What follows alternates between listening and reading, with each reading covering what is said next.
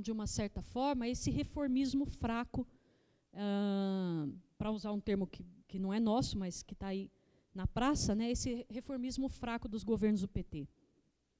Mas o apoio das centrais sindicais ao governo não garantiu o atendimento, portanto, das demandas sindicais, tampouco impedia a implementação de políticas desfavoráveis aos trabalhadores, mas tornava esse quadro sindical mais complexo. Algumas conquistas pontuais, como a valorização do salário mínimo, associada aos indicadores positivos do mercado de trabalho e aos resultados obtidos pela via da negociação coletiva e das greves, na nossa opinião, explicam o posicionamento do movimento sindical durante os governos do PT. Uma preferência pela ação institucional, e no que se refere a mobilizações mais amplas, a gente pode dizer que, veja só, a gente apresentou esse trabalho aqui num congresso recente de uma associação de estudos latino-americanos. Naquele dia que nós apresentamos esse trabalho, foi o dia da greve geral, dia 28 de abril. Até ali, a gente poderia quase falar que o movimento sindical tinha sido substituído nas ruas, nas mobilizações de rua, pelo movimento popular, no geral. MST, MTST, MAB e assim vai. De 28 de abril para cá, 28 de abril e 24 de maio, a gente vê o movimento sindical dando uma, digamos, ressurgindo um pouco das cinzas, digamos assim. No movimento de impeachment, o que aparecia muito do movimento sindical eram aqueles grandes balões da CUT e da CTB. Era o apoio infraestrutural para a realização das manifestações. Mas os sindicatos de base, está lá o Sindicato dos Metalúrgicos, a APOESP, o Sindicato dos Químicos, dos Bancários, como base sindical contra o movimento do impeachment, a gente não viu isso. Então, até aquele momento, até a greve geral, o movimento sindical estava, de uma certa forma, nas mobilizações, nas grandes mobilizações de rua, a reboque do movimento popular. Certo? Mesmo na greve geral, ainda é possível dizer que se os movimentos populares não tivessem participado de uma maneira muito firme, bloqueando estradas e fazendo muitas coisas, talvez o movimento sindical sozinho não tivesse dado conta de fazer a greve geral com 35 milhões de trabalhadores, como foi a última greve do dia 28 de abril. Então, além dessa...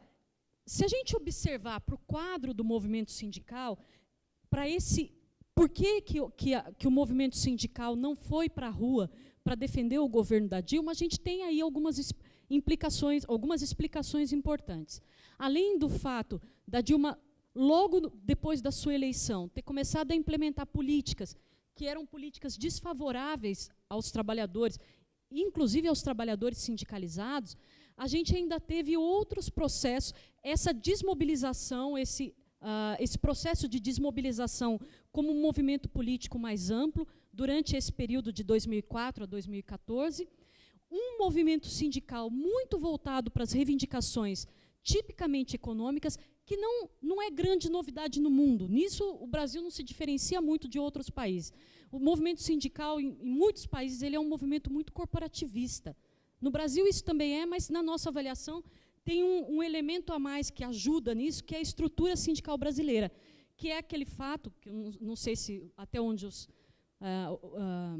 vocês conhecem, que o movimento sindical, por contribuições compulsórias, ele sobrevive muito bem sem o trabalhador lá dentro. Tem muito sindicato no Brasil que é sindicato de carimbo, que o trabalhador lá dentro vai sujar o ambiente do sindicato, sabe? É melhor que o trabalhador fique para fora mesmo, porque dá mais trabalho e dá mais gasto para o sindicato e não necessariamente mais verba. Então, nas manifestações de 2013, os sindicatos foram substituídos como protagonistas na rua por movimentos sociais, o sem teto, o sem terra, o sem teto. E nós destacamos que até mesmo nessa greve geral, isso aconteceu. Entendemos que os sindicatos de base não tiveram uma participação de peso nas manifestações pelo impeachment da Dilma ou contra o impeachment da Dilma. Na direita sindical, apenas a força sindical aderiu ao movimento de destituição da Dilma, responsabilizando-a por essa crise econômica e alegando a perda das condições de governabilidade. À esquerda, a CUT e a CTB, como centrais, foram francamente favoráveis à manutenção da Dilma como presidenta do Brasil. Mas a presença dos seus sindicatos de base, da CTB e da CUT, foi pouco observada. Então, pessoal, eu já imagino que 5 minutos, Armando? 2? Ok. Entrando na última parte, então, da exposição, assim como os colegas, eu também fiz um roteiro que, né, a gente vai nesse roteiro. Conforme eu disse para vocês, em 2013, a gente teve um número de greves que, sabe, isso, sabe? Olha lá, gente, a última colunazinha lá, que são os últimos dados consolidados sobre greves que o DIEESE tem. Foram 2.050 greves. Esse número de greves é espantoso para o Brasil, também quando comparado àquela década que o Brasil era um dos campeões mundiais de greve, que é a década de 80. Essas greves tiveram reajustes salariais, em 80% dos casos, acima da inflação. Mas aqui já é possível perceber um aumento das reivindicações de tipo defensivo. O que a gente se pergunta, então,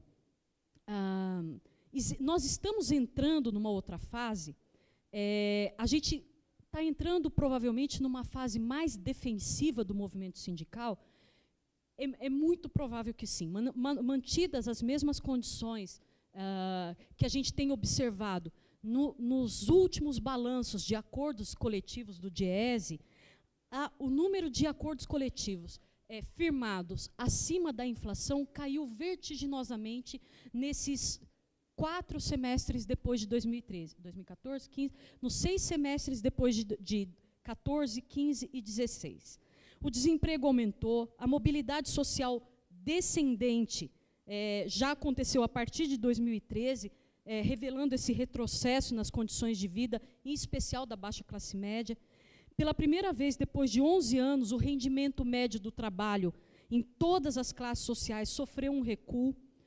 E o mesmo movimento também pode ser percebido no Produto Interno Bruto.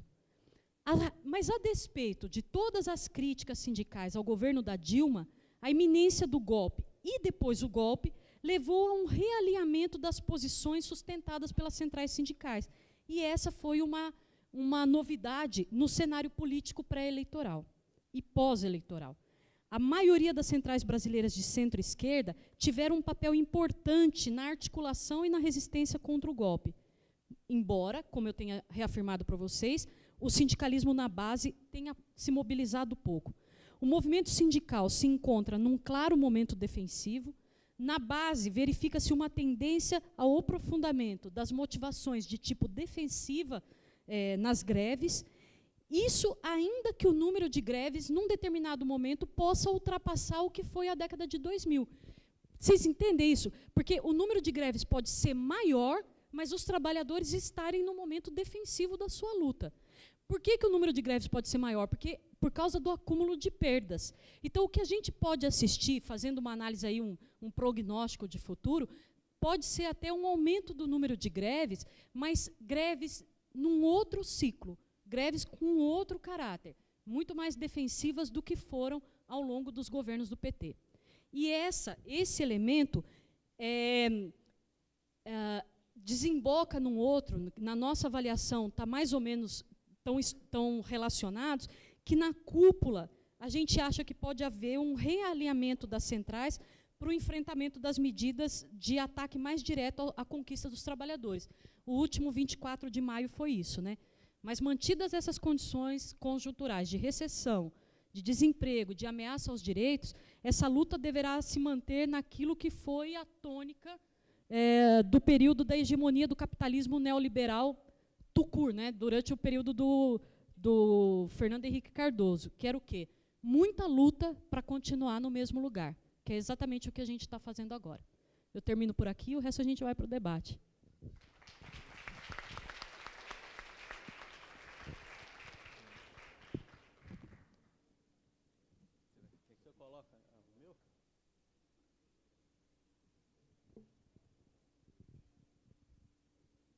Boa tarde a todos. Eu queria agradecer a pós em Sociologia, isso, e o Semarx, que estão organizando esse minicurso, e gentilmente me convidaram para fazer parte dessa mesa, o que muito me honra. É um grupo que eu dialogo e que a gente tem evidentes complementariedades. Eu tenho aqui uma missão difícil, que é fazer algumas pontes, articular alguns pontos, para dar alguma consistência e trazer a perspectiva econômica para dentro dessa análise. São 3 questões principais que eu vou tentar abordar aqui. Isso é da Laura. Vamos ver aqui. Esse aqui, pronto.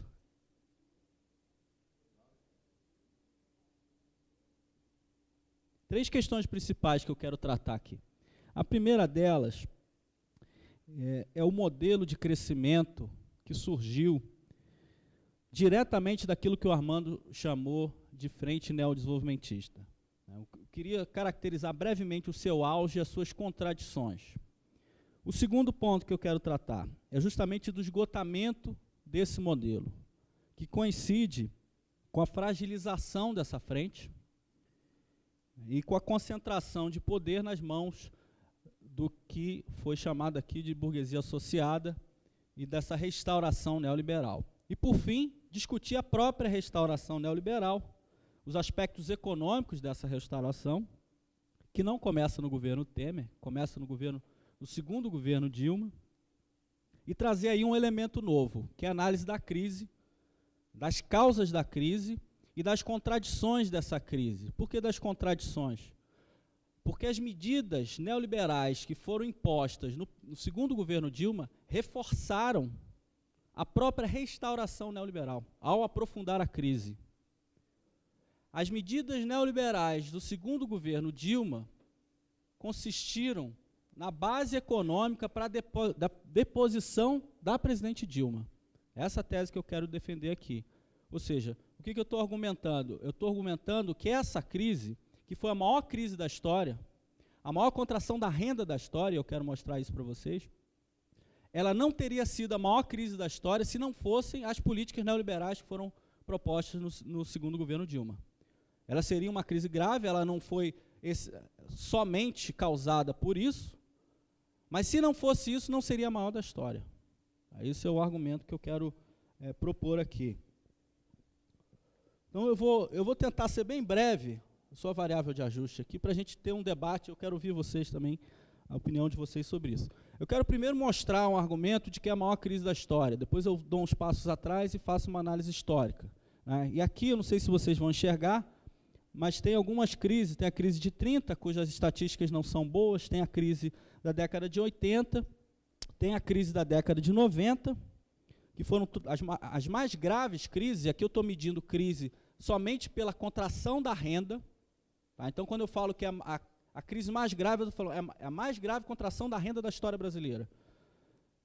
A gente pode até caracterizar outras crises mais graves, no sentido da hiperinflação, de um mercado de trabalho pior, etc. Mas foi a maior contração da renda da história brasileira, pelo menos nas estatísticas recentes. Tá? Isso está mostrado aqui, nessa linha preta, que o final dela é o ano de 2016. É a maior queda do PIB comparado com essas outras 3 crises. É uma queda de mais de 7% da renda, em 2 anos consecutivos. Uma queda em 2 anos consecutivos não acontecia desde a década de 30. Todas as outras crises foram crises em formato de W, o que é um perigo para nós aqui, que a gente pode ter uma recorrente crise, ou seja, a gente pode ter uma recuperação e uma nova crise, ou seja, uma nova queda da renda. E mesmo pensando num cenário otimista, a gente não recupera o patamar de 2014, aqui eu estou medindo crise, a renda média de 2014 e a renda média dos anos seguintes. Então, você parte de um ponto de 100 e chega a um ponto de 93, 92 e pouco, que é uma queda de mais de 7% da renda. A gente não recupera o 100, ou seja, o patamar de 2014, antes de 2019. Só depois de 2020, mesmo com um cenário otimista. Então, é uma crise muito grave. E aí a gente vai discutir um pouco as causas dessa crise. Ela é também uma crise que se mostra grave no mercado de trabalho. E aqui é uma comparação, não do nível do desemprego, mas do aumento, da velocidade de aumento da taxa de desemprego. Tá? É difícil comparar nível de desemprego, porque as metodologias são diferentes. Mas pegando na mesma metodologia, qual é a variação do desemprego em cada circunstância de crise? E aí tem a década de 90, tem a década de 80 e tem, em verde, a crise atual. É um aumento brutal da taxa de desemprego, chegando a quase 100% de aumento. A gente sai de um patamar de em torno de 6 milhões de desempregados para um patamar de 13 milhões, já passando de 13 milhões de desempregados. Então é uma crise muito grave. E aí eu dou um passo atrás para os antecedentes da crise. E eu não vou me alongar aqui, mas eu só quero caracterizar um pouco o que consistiu esse arranjo econômico da frente neodesenvolvimentista, tal qual o Armando descreveu. Né? E caracterizar principalmente as suas contradições. Tá? Porque houve um estímulo à demanda que promoveu o crescimento, sim. Os aumentos de salários mostraram que é possível reduzir desemprego aumentando salário. Tá? Aquela coisa que o economista ouve, que aumentar salário reduz investimento, reduz o crescimento, é mentira. Porque o salário não é só uma variável de custo, o salário é uma variável de demanda também. E o aumento de salário, por incluir pessoas no mercado consumidor, pode levar a ganhos de escala das empresas e um crescimento econômico decorrente disso. E o governo Lula mostrou isso, de certa forma. Houve uma dinamização da estrutura de demanda muito forte, com a inclusão de uma parcela da população no mercado consumidor, e isso gera dinamismo econômico. Tá? Não foram só as políticas de distribuição de renda, salário mínimo principalmente, mas também o crédito. Tá? O fato é que houve uma mudança na distribuição de renda muito forte. Eu não vou entrar aqui nos argumentos do Celso Furtado, que é o que está aqui conversando com Lula na foto, mas o fato é que esse período suavizou algumas das restrições do crescimento que o Furtado apontava, mas criou outras contradições.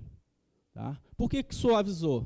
Porque você deu acesso a uma parte da população que era marginalizada a um conjunto de bens de consumo que antes era consumido só pela elite. Ao mesmo tempo, você melhorou o mercado de trabalho. Qual é o problema? O problema é que você gerou consumo, mas não gerou oferta capaz de prover esse consumo. Qual é o outro problema? O mercado de trabalho, você gerou emprego de baixa produtividade, principalmente no setor de serviços. Então, o argumento geral, de maneira muito rápida, é que você modernizou a estrutura de demanda sem, contudo, modernizar a estrutura de oferta. E esse modelo, no longo prazo, não se sustentaria. E, de certa maneira, foi isso que aconteceu. A crise internacional, quando bate na economia brasileira, ela vai mostrar essas fragilidades que vão ficar expostas no governo Dilma. Tá? Depois a gente pode discutir um pouco mais isso no debate. Tá? Tem um texto meu e do Guilherme sobre esse assunto, se vocês tiverem interesse. E o governo Dilma? Qual é a história do governo Dilma? O primeiro governo Dilma que a gente chama de industrialismo, que não quer dizer algo industrializante, quer dizer uma composição com interesses do setor industrial, que é outra contradição. A Dilma fez tudo o que a Fiesp queria. Com exceção da reforma trabalhista, ela pegou a pauta da Fiesp e implementou um monte de coisa. As desonerações, que alguém perguntou mais cedo, fez ajuste dos preços macroeconômicos, a queda do preço de energia a Fiesp apoiou, a queda da taxa de juros a Fiesp apoiou, os controles sobre a taxa de câmbio a Fiesp apoiou, né? E a Dilma, vendo as contradições daquele modelo que já desandava, ela vai fazer uma aposta no setor privado, uma aposta que dá errado. Que dá errado e a economia brasileira começa a desacelerar, chegando ao final de 2014 com um crescimento muito baixo. O crescimento muito baixo e um resultado fiscal ruim, o que não era nenhuma catástrofe, mas aquilo foi suficiente para ser transformado numa catástrofe. Transformado pelo conjunto de interesses em torno da restauração neoliberal. Tá? Qual era a história pós-eleição de 2014? Alguns dias depois da Dilma ganhar a eleição, era uma pressão midiática muito forte em torno da quebra do Estado. Eles diziam, o Estado está quebrado, há uma falência do Estado. É o argumento da dona de casa, da metáfora da dona de casa, vocês conhecem, né? Esse argumento tem dois problemas. O primeiro problema é que é um argumento machista, né? Esse é o primeiro problema. Então a gente começa a usar, é uma economia doméstica. O segundo problema é que ele é absolutamente equivocado. Tá? O governo tem que fazer o contrário das famílias. Tá? A economia funciona assim, funciona pela demanda. A minha renda é a demanda de alguém. A demanda de alguém é a minha renda. Se eu gasto, alguém recebe, não é isso? Se eu paro de gastar, alguém para de receber. Se eu deixo de ir no restaurante, esse restaurante deixa de ganhar. Se o governo, que é um grande gastador, deixa de gastar de uma hora para outra, é muita gente que deixa de receber. E numa situação em que as famílias estão parando de gastar por motivos que são legítimos, que são privados, porque as famílias têm incerteza quanto ao futuro, que as famílias querem se precaver diante de um cenário que é incerto, as empresas fazem a mesma coisa. O que o governo tem que fazer? Tem que fazer o contrário. Então, quando as famílias param de gastar, o governo tem que gastar. Isso quer dizer que o governo tem que gastar o tempo todo? Não, não quer dizer isso. Quer dizer que o governo tem uma função, sim, no crescimento econômico, que impõe uma atitude anticíclica, que pressupõe o contrário do que eles chamam da economia da dona de casa. Tá? Ou seja, é completamente equivocado. E esse era o discurso que, aliás, predomina até hoje, que foi posto em 2014. E aí tem essa virada neoliberal, ou que o Armando chamou gentilmente de recuo passivo, um recuo passivo, que foi uma virada neoliberal, que foi um estelionato eleitoral, e implementação de uma agenda econômica completamente diferente. Tá? É querer dar um cavalo de pau no transatlântico. Tá? Uma economia completamente fragilizada sofre um choque. Tá? E qual é o choque? É o choque fiscal, com a contração do gasto. Não é só o choque fiscal, é o choque de preços administrados, que você solta tudo ao mesmo tempo para aumentar a rentabilidade de vários setores, o que gera uma inflação de mais de 10%, e diante dessa inflação de mais de 10%, o governo aumenta juros para tentar resolver uma inflação que não é de demanda. Então, uma economia muito fragilizada, eu não quero dizer que estava tudo bem até aí, e aí o choque recessivo gera a maior crise da história. Não. É uma economia muito fragilizada, que toma um choque recessivo e que afunda completamente. E gera a maior crise da história. Tá? Esse que é o argumento. E aí é o que a gente chama de financismo, que é o atendimento dessa agenda da restauração neoliberal, cujo símbolo é o ministro Levi, que, aliás, sumiu do debate, está muito bem nos Estados Unidos e ninguém sabe dele. E aqui eu quero mostrar uns dados.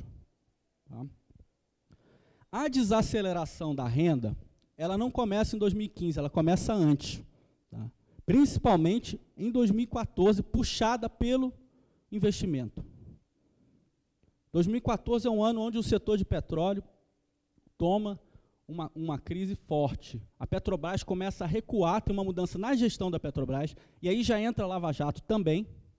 Tá? Há uma queda no investimento da Petrobras muito forte, e toda a cadeia em torno do petróleo. O investimento cai para os patamares negativos de uma maneira muito forte. Tá? Agora, a partir de 2015, a crise muda de natureza. Por que ela muda de natureza? Porque tem outra variável que passa a comandar a dinâmica da crise, que é o consumo das famílias. O consumo das famílias em 2014 se manteve em patamares positivos, ou seja, contribuindo para o crescimento econômico. A partir de 2015, essa variável afunda. Ou seja, tudo que foi feito lá no modelo de crescimento do governo Lula, de expansão do mercado interno, foi desfeito rapidamente, está sendo desfeito nesse momento, a partir de 2015, com uma queda brutal do consumo das famílias. Então, não é mais uma crise do investimento, a crise cíclica do capitalismo, onde as empresas investem menos durante o ciclo, depois voltam a investir. Ela mudou de natureza. Foi uma crise voltada para o mercado de trabalho e voltada para as famílias, para o consumo das famílias, que era o vilão da história, segundo o discurso neoliberal. Inclusive, haviam vários economistas, está tudo anotado, Armando, tudo anotado, que diziam que tinha que gerar desemprego, que tinha que diminuir o consumo, Porque essa era a condição para equilibrar a economia e para a gente voltar a crescer. Eles diziam isso. Está aí, gerou desemprego, diminuiu o consumo. Falta só o crescimento. Tá? E o gráfico do desemprego, não é esse ainda, esse é um gráfico, falta lá. Esse é um gráfico muito interessante, porque ele dá uma visão de longo prazo do consumo das famílias. Tá? Esse período aqui é um modelo de crescimento com estímulos ao mercado interno, que é o que a gente chamou do modelo de crescimento do governo Lula, fundado nessa frente neodesenvolvimentista. Aqui é um crescimento forte do consumo das famílias. Era isso que puxava o investimento? Não, isso induzia investimento, mas não era só isso que gerava o crescimento econômico. Tá? Não era, digamos assim, artificial. Era um modelo de crescimento baseado no mercado interno. O que é o governo Dilma, depois da crise? É o esgotamento, é uma desaceleração. A desaceleração não explica isso aqui, que é o período pós-2015. Isso aqui é um choque estrutural, como os economistas gostam de falar. É um choque estrutural na série. Mudou completamente. Não é a desaceleração que vai explicar isso. Então, não dá para dizer que foram as políticas econômicas intervencionistas